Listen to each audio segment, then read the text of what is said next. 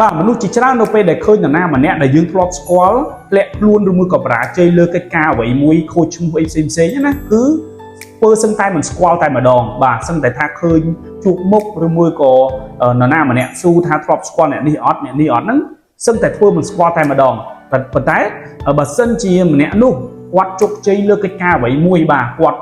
សម្រាប់គោលដៅគាត់ជោគជ័យធំដុំគាត់ខ្លាយទៅជាអ្នកមានបានមានកេរ្តិ៍ឈ្មោះមានកិត្តិយសអីហ្នឹងទៅទោះបីជាសឹងតែមិនស្គាល់គ្រាន់តែធ្លាប់ឃើញមុខគេហ្នឹងក៏ថាអ្នកនេះជាអ្នកដែលគាត់ស្គាល់អីណាស្គាល់គ្នាជាមិត្តភក្តិជាអ្នកស្និទ្ធស្នាលអីផ្សេងដោយសារអីចង់តោងកលិបអញ្ចឹងមនុស្សយើងភាគច្រើនបើសិនជាយើងឃើញនរណាម្នាក់បរាជ័យយើងស្គាល់ក៏ដោយគឺមិនចង់ទាំងរាប់រកផងហើយនរណាស៊ូក៏សឹងតែថាមិនស្គាល់ដែរប៉ុន្តែស្រាប់តែ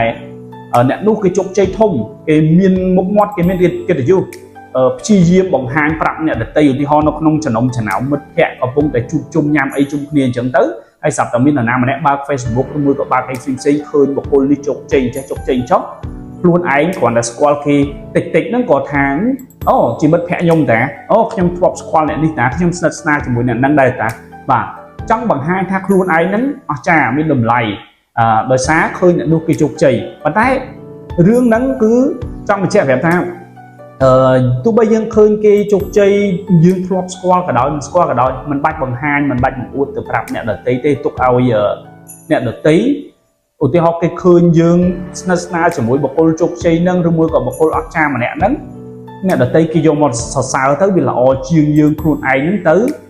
បង្អួតបង្ហាញប្រាប់គេទាំងអ្នកដែលគេជោគជ័យនោះគេមិនទាំងស្គាល់យើងផងអញ្ចឹងបានន័យថាមនុស្សយើងបើសិនជាឃើញនរណាម្នាក់ដែលយើងស្គាល់គេកំពុងបរាជ័យអត់ចូលចិត្តយកខ្លួនបៀតទេបាទអត់ចូលចិត្តចង់ជួយគេឲ្យរីកចម្រើនវិញចង់ជួយគេឲ្យមានងើបមុខងើបមាត់វិញគឺអត់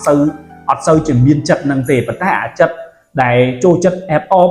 ឬមួយក៏បង្ហាញថាខ្លួនឯងចិត្តស្និទ្ធជាមួយនឹងអ្នកជោគជ័យគឺសម្បូរមែនទែនអញ្ចឹងខ្ញុំសង្ឃឹមថាបើសិនជាបងប្អូនមើលវីដេអូនេះយើងគួរតែកុំឆាប់មើលស្រាលនរណាម្នាក់ដែលគាត់បរាជ័យដែលគាត់បាត់បង់អ្វីមួយនៅថ្ងៃនេះប៉ុន្តែថ្ងៃមុខគាត់អាចនឹងជោគជ័យវិញប៉ុន្តែកុំព្យាយាមលើកដំកើងឬមួយក៏ទៅអេបអបអណែបអណប់អ្នកដែលគេកំពុងតែជោគជ័យនោះខ្លាំងពេកពីព្រោះអីអ្នកនោះគេមិនបានឲ្យតម្លៃយើងទេអញ្ចឹង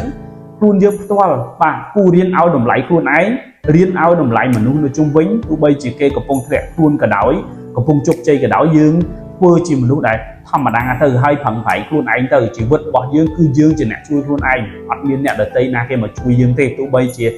អ្នកដទៃនោះគេបរាជ័យក៏ដោយគេជោគជ័យក៏ដោយក៏គេមិនទៅចាប់អារម្មណ៍អីជាមួយនឹងជីវិតយើងដែរអញ្ចឹងខ្លួនយើងគឺត្រូវខំប្រឹងលើខ្លួនឯងបាទ